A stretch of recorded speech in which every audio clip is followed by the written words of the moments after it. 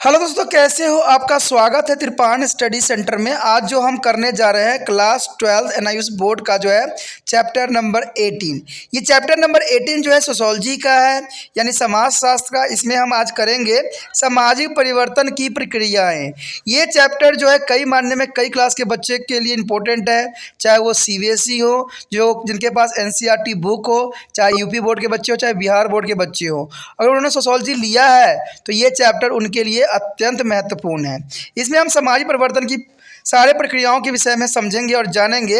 लेकिन chapter start करने से पहले एक बात जो मैं हमेशा कहता हूं, जिसको आपको सोचना भी चाहिए, विचार भी करना चाहिए और अमल भी करना चाहिए, वो ये कि जब भी वीडियो देखिए पूरा देखिए, क्योंकि अधूरा जानकारी सदैव खतरनाक होता है। साथ में एक इंपॉर्टेंट बात ये भी रहता है, अगर आप पहली बार वीडियो देख रहे हो तो लाइक शेयर सब्सक्राइब करना मत भूलना, क्योंकि दोस्तों लाइक कीजिएगा तो बनाने वाले का मनोबल बढ़ता है, सब्सक्राइब कीजिएगा तो इससे ये होता है कि जब भी मैं कोई वीडियो डालूंगा उसका नोटिफिकेशन आपको समय रहते मिल जाएगा। और देखिए, शेयर का मतलब ये होता है कि आपके थ्रू ना जाने किन बच्चों को हेल्प मिल जाए, ये आप भी नहीं जानोगे। इसलिए जो है आप शेयर जरूर करो, ठीक है। व्हाट्सएप स्टेटस पे भी लगाओ। दोस्तों एनएसएस सेंटर जो है कई मानने में बहुत से बच्चों के लिए हेल्पफुल है, चाहे वो 8th क्लास हो, 9th 10th 11th 12th हो, चाहे वो एनआईएस बोर्ड के बच्चे हों, ठीक है, चाहे बीए एमए के बच्चे हो, सभी क्लासों के लिए कुछ ना कुछ जो है त्रिपाण एनएसएस सेंटर में उपलब्ध है। तो इसलिए आपके लिए ज़रूरी है कि आप सब्सक्राइब करके इसको चैनल को जो है सेव कर लो, नहीं तो बाद में अगर रिसर्च करोगे तो शायद आपको ये चैनल प्राप्त ना हो।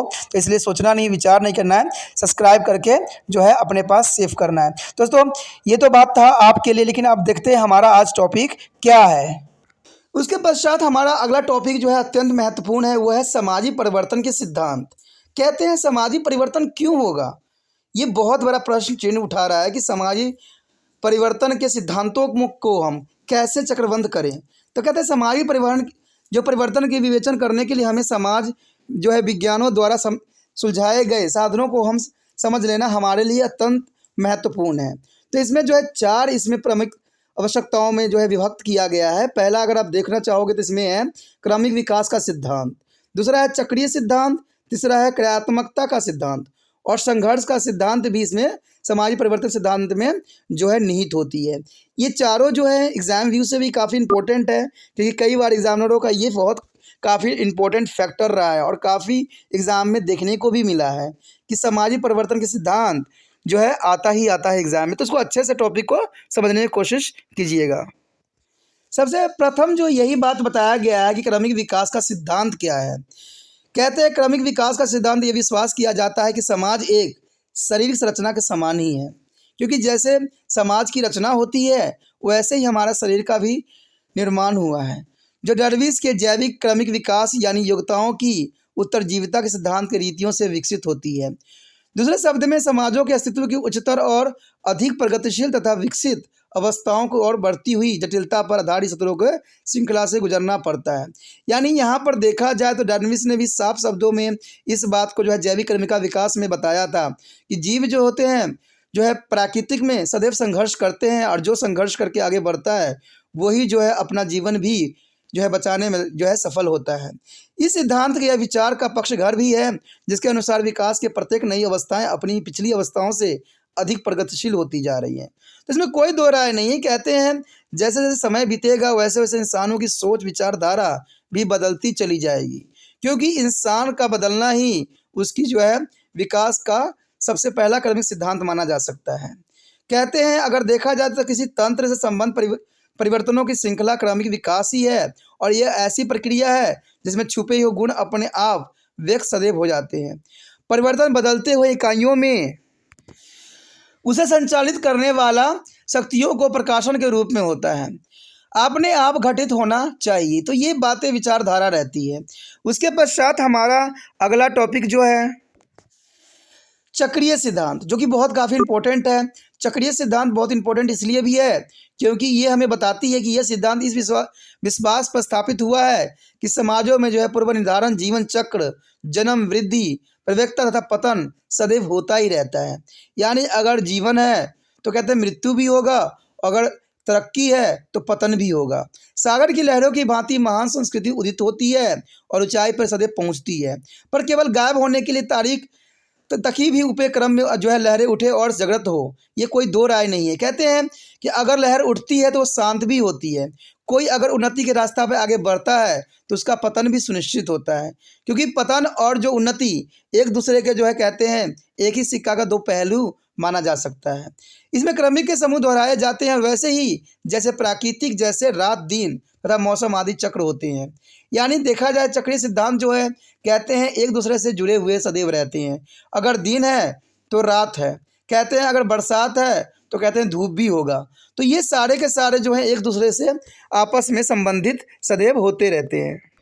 जैसे कि यहाँ पर भी आप देख सकते हो कि यहाँ पर भी जो है ग्रीष्म, मौसम, बसंत, पतन, प्रवृत्ति और समाज की वृद्धि, पतझड़। यानी ये साफ शब्दों में यहाँ पर समझाने की यही बात की गई है कि अगर किसी का आगे बढ़ रहा है, अगर बसंत आती है तो पतझड़ भी आएगी, ठीक है। अगर जन्म हुआ है तो कहते हैं मृत्यु भी आएगी, बचपन है तो वृद्धावस्था भी है। तो ये सारे के सारे जो है समाजों में एक चक्र के रूप में है, इसलिए इसको चक्रीय सिद्धांत के रूप में परिभाषित किया गया है। हिंदू पुराने शास्त्रों के अनुसार वर्तमान समाज अंतिम युग में है, जिसके बाद सतयुग आएगा जो कलयुग की समाप्ति के बाद पुण्य आरंभ होगा। तो इसमें कोई दो राय नहीं। अगर हम देखा जाए हिंदू धर्मों के अनुसार तो कहते हैं कि अभी जो चल रही है वो कलयुग है, लेकिन कहते हैं उसके बाद सतयुग आएगा और सतयुग के बाद ये संसार जो है ख़त्म हो जाएगा। यानी इसमें कोई बात नहीं है। कहते हैं ये हम देखें चाहे ना देखें, लेकिन जो लिखी गई है उस बात पे हमें समझना भी पड़ेगा और इसको एनालाइज करने की आवश्यकता भी रहेगी। विभिन्न समाज जो है सभ्यताओं ने, जिनमें मिस्र, यूनान तथा रोम की सभ्यता भी शामिल है, की उत्पत्ति से यह प्रमाणित भी होता है कि वह जन्म, प्रवक्ता और मृत्यु के चक्रों से सदैव गुजरी है। यह देखा गया है कि समाज राजनीतिक उत्कर्ष और अपकर्ष की जो है अवधियों से गुजरते हैं, इसके चक्रीय पद्धति से पुनरावर्तित होते ही रहते हैं। उसके पश्चात हमारा जो है थर्ड पॉइंट है क्रियात्मकता का सिद्धांत। इस सिद्धांत के अनुसार समाज बदलते हैं किंतु संतुलन की और गतिशील होने का सदैव प्रयास भी करते हैं। आपने देखा होगा कि कोई व्यक्ति अगर कहते हैं अगर उसको कोई सब छोड़ दिया जाए, सब कुछ अलग कर दिया जाए, लेकिन इसका मतलब नहीं कि वो ख़त्म हो जाता है, वो आगे प्रगतिशील बनेगा, वो अपने आप संतुलन करेगा। और यही क्रियात्मक सिद्धांत भी हमें बताती है।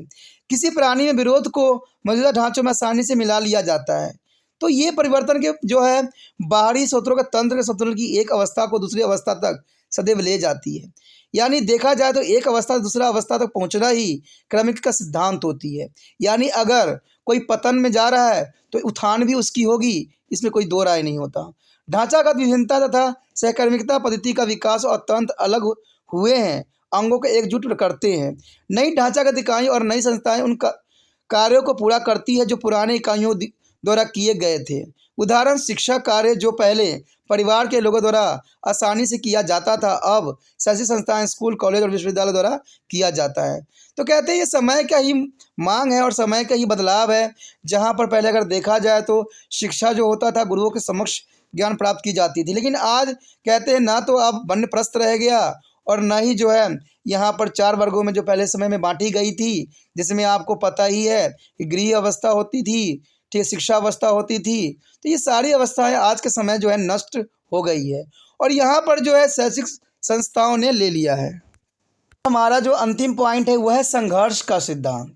संघर्ष तो आप भली भांति परिचित ही होंगे। संघर्ष जो है मनुष्य का एक सबसे बड़ा जो है उद्देश्य है और लक्षण भी है। इस सिद्धांत के अनुसार क्रिया, विश्वास और अंत क्रियाएँ एक विपरीत प्रतिक्रिया का जन्म देने का प्रयत्न सदैव करती रहती है। यानी कहते हैं क्रिया, विश्वास और अंत क्रियाएँ ये हमारे समाज में सदैव विद्यमान रहती है। इस तरह सिद्धांत सामाजिक असंगठन का उपयोग भी करते हुए अस्थिरता पैदा करने वाली शक्तियों का उजागर सदैव करती रहती है। इसके अनुसार संघर्ष का प्रमुख मूल्य कारण शक्ति होती है।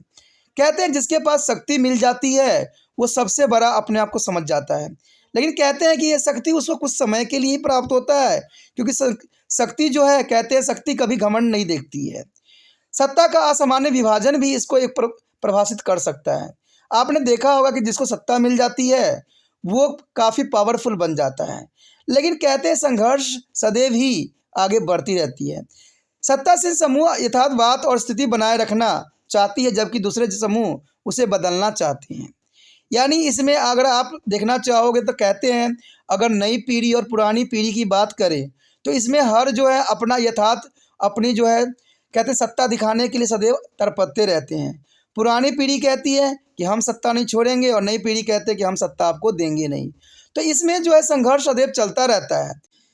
आपने हिंदी के चैप्टर पढ़ा जरूर होगा जिसमें गिटी और पीढ़ी के बीच जो है आपस में संघर्ष होता है, जिसमें जो है वृद्ध लोग ये कहते हैं कि हम आपको सत्ता नहीं देंगे, हम भी जीवन ऐसो आराम से जिएंगे। लेकिन यहाँ पर जो है नौजवान भी यही बात कह रहे होते हैं कि हम भी जो जीवन है आराम से जिएंगे और आपको हमारे कार्य में हस्तक्षेप करने की आवश्यकता नहीं है। तो यही बात यहाँ दर्शाता है, यही संघर्ष जो है सामाजिक जो है सत्ता का परिचालक बनता है। इस समूहों के बीच में उदित संघर्ष समाज के ढांचे में विभिन्न परिवर्तनों को सदैव जन्म देती है। हालांकि संघर्ष की प्रकृति व गहराई, परिमाणता और परिवर्तन अनेक कारकों पर आधारित होते हैं। प्रत्येक सामाजिक ढांचा संरचना अपने अस्तित्व की मौजूदा अवस्था की शिथिलतावाद के रूप में प्रारंभ होती है, किंतु इसके अपने आंतरिक और अंतर्विरोधी और विपरीत अवस्थाएं उनकी संरचना के लिए चुनौती बन जाती है। यह चुनौती जो है एथलीसियस यानी प्रतिवाद ही कहलाती है। यानी प्रतिवाद जो है बहुत इंपॉर्टेंट है, कहते हैं ये बहुत ही ज़रूरी होती है। यह संघर्ष एक संवाद के द्वारा तय होती है। अपूर्णता एथिलिस और एंटी एथिलिस दोनों के कुछ तत्वों को मिलाकर पुण्य नए समाजी ढांचे के रूप में प्रकट होती है। फिर भी यह सिद्धांत समाजों में समाज स्थिरता को स्पष्ट नहीं कर पाती है। तो इसमें कोई दो राय नहीं है कि समाज में संघर्ष सदैव चलती रहती है। हर कोई जो है अपना जो है दबदबा बनाने की सदैव कोशिश करता रहता है, लेकिन कहते हैं समाज में वही बना रह सकता है जिसका दायित्व और मतलब्य सत्य हो। यहाँ पर आपके समक्ष एक डायग्राम प्रस्तुत हुआ है जिसमें समाजी परिवर्तन का द्वंद्विक सिद्धांत है। यानी कहते हैं समाज में द्वंद्वात्मक होती रहती है, जिसमें ये बताया गया है कि थेलियस एंथेलिसिस जो समावेश की तरफ जाता है और समय जो है थेलिसिस में एंटीथेलिसिस को सामान्यवर्त में बदल देता है। उसके पश्चात हमारा अगला टॉपिक जो है सामाजिक परिवर्तन की पद्धतियाँ। देखिए सामाजिक परिवर्तन की पद्धतियाँ कौन कौन सी है, ये बहुत इंपॉर्टेंट बात यहाँ रखता है कि सामाजिक परिवर्तन की पद्धतियाँ क्या है। यह देखा गया है कि सामाजिक परिवर्तन जो है निश्चित ठीक है पद्धति या नमूने का अनुसरण करता है। व्यापक रूप से जो है मान्य पद्धतियाँ जो है नियमानुसार ही सदैव होता है। कहते हैं रेखीय परिवर्तन इस प्रकार की परिवर्तन एक इसी से दूसरी स्थिति तक एक सरल जो है रेखीय तरीके से प्रगति क्रम दर्शाता है। जैसे आप देख सकते हो यहाँ पर कि व्यक्ति कहाँ से कैसे पहुँचता है। कहते हैं अगर देखा जाए तो कुछ घर होगा, कुछ घर क्या बनाएगा, एक गांव बना देगा, और गांव एक बनकर क्या बनेगा, एक कस्बा बना देगा। जब एक कस्बा होगा तो एक शहर में बदल जाएगा। यानी देखा जाए तो ये सामाजिक परिवर्तन की कुछ पद्धतियाँ हैं जो सदैव ही रैखिक परिवर्तन में अग्रसर होते हैं। इन चित्रों से साफ समझ में आ गया होगा कि कुछ घरों से शहर तक सतत वृद्धि क्रम दर्शाया गया है। यानी वृद्धि करना समाज का जो है एक निश्चित प्रक्रिया है। कहते हैं धीरे धीरे सुधार कर समाज एक उच्चतर सभ्य समाज बनने की दिशा में आगे बढ़ता है। अंत इसकी प्रगति रेखिक क्रम होती है। कल क्या आविष्कार होगा यह भी आज जो मौजूद है उस पर आधारित नहीं होती है, अतुल पूर्व आविष्कारों के उद्गमों पर भी निर्भर करता है। उदाहरण के लिए संचार के विकास की वृद्धि जैसे टेलीफोन व्यवस्था ने एक रैखिक पद्धति का अनुसरण किया है। यह भूमिगत लाइन यानी हेडलाइंस के कॉललेस टेलीफोनों और अब मोबाइल फ़ोन की स्थिति को से में पहुंच गया है। उसके पश्चात कहते हैं चक्रीय परिवर्तन। चक्रीय परिवर्तन क्या है? कहते हैं नज़दीक के देखने पर जो है क्रियाओं के समूह के जो है पुनरावर्तित सिद्धांत या त्वरित परिवर्तन के रूप में सदैव घटित होती रहती है, जिसको हम चक्रीय पद्धति निर्मित होती है। जैसे कि जो कहते हैं प्राकृतिक क्रियात्मक रात दिन का चक्र, कहते हैं बोट काटने और जो है फसल का उठाने के मौसम आदि। इसी जो है भारतीय समाज का भी एक पूर्व निर्धारित जीवन चक्र होता है और सभी अवस्थाओं पार कर यह मूल्य स्टेज अवस्थाओं में लौटती है, फिर नया चक्र सदैव ही आरंभ होती है। तो इसमें कुछ भी नहीं है, जैसे आपने किया है वैसे आपके साथ भी करने वाला कोई ना कोई होगा। तो ये कहते हैं ये पुण्य चक्र होता ही रहता है। चक्रीय परिवर्तन में कुछ भी कहते हैं किसी के साथ ऐसा नहीं कि उसी के साथ घटित होगा, ये प्रत्येक व्यक्ति के साथ भी हो सकता है। कहते हैं समाज है तो यहाँ पर हर एक घटना स्वाभाविक बात है। उसके पश्चात हमारा आता है दोल्यमान परिवर्तन आदि। यानी जब परिवर्तन का स्वरूप प्रगति की ओर अग्रसर होने के बाद विपरीत दिशाओं में मुड़ता है तो उसे हम दोलनमान परिवर्तन कहते हैं। दूसरे शब्दों में इस क्रम में जो है परिवर्तन की प्रवृत्ति स्थिर नहीं होती है, तुल्य जो है अनुकूल परिस्थितियों में उत्थान और प्रतिकूल परिस्थितियों में पतन की ओर बढ़ता है। यानी इसमें कोई भी दो राय नहीं है। कहते हैं किसी व्यक्ति के पास अगर सारी सुख सुविधाएं मिल जाता है तो वो सदैव ही समाज से अलग और परिवार से अलग होने की कोशिश करता है, क्योंकि उसको सारी परिस्थिति जो है अनुकूल मिल गया है, इसलिए वो जो है अलग रहना चाहता है। लेकिन कहते हैं वो उस समय उसका उत्थान होगा, लेकिन जब उसके प्रतिकूल परिस्थिति में पतन की ओर बढ़ेगा तब जो है उसका पतन हो जाएगा। तो इसमें कोई दो राय नहीं है। जैसे कि कृषि के क्षेत्र में भी आपको देखने को मिल सकता है कि अपर्याप्त मानसून के कारण एक फसल में जो है कृषि क्षेत्र में उन्नति स्थिर हो जाती है, तो अगली फसल में उपयुक्त जो है मानसून होने के पर बढ़ जाती है। तो इसमें कोई दो राय नहीं है। फसल में भी देखने को मिलेगा कि पर्याप्त कंडीशन मिलता है तो फसल भी अच्छी होती है, लेकिन जब पर्याप्त कहते हैं समय और मौसम और प्राकृतिक संरचना नहीं मिलेगी तो जो है फसल भी जो है नुकसानदायक हो जाती है और नुकसान हो जाती है। यहाँ पर आपको जो है दोल्यमान परिवर्तन को आप देख सकते हो कि ये क्रमिक परिवर्तन को ही दर्शाया गया है। यानी ये डायग्राम भी बहुत कुछ आपको समझा सकता है कि ये जो है एक चक्र है। कहते हैं अगर पॉजिटिव है तो नेगेटिव भी है, अगर कोई प्रगति की ओर है तो उसकी दुर्गति भी होना सुनिश्चित है। अब तक आपने देखा कि सामाजिक परिवर्तन जो है विश्वव्यापी है और समय के अनुसार विभिन्न पद्धतियां अपनाता है। आपने यह भी पढ़ा है कि समाजशास्त्री द्वारा सामाजिक परिवर्तन की जो है प्राकृतिक सीमा को व्यक्त करने के लिए जो है कैसे विभिन्न विचार और परिभाषा शब्दों का प्रयोग भी किया गया है। परंतु इस प्रश्न का अभी शेष रहता है कि समाज में परिवर्तन के लिए उत्तरदायी प्रमुख कारक कौन है। तो इसके विषय में जो है हम आगे के पाठ में करेंगे, जो कि बहुत इंपॉर्टेंट होने वाला है। ठीक है, अगला जो हमारा टॉपिक रहेगा बहुत इंपॉर्टेंट रहेगा, जिसमें हम इन्हीं समाज में परिवर्तन के उत्तरदायित्व प्रमुख कारकों पे जो है विचार विमर्श करेंगे। तो आप इसी तरह त्रिपाठी स्टडी सेंटर को लाइक शेयर सब्सक्राइब जरूर कीजिए। ठीक है, जितना हो सके दूसरे बच्चों को शेयर कीजिए। इसी के साथ जो है दोस्तों हमारा टॉपिक आज खत्म हो रहा है।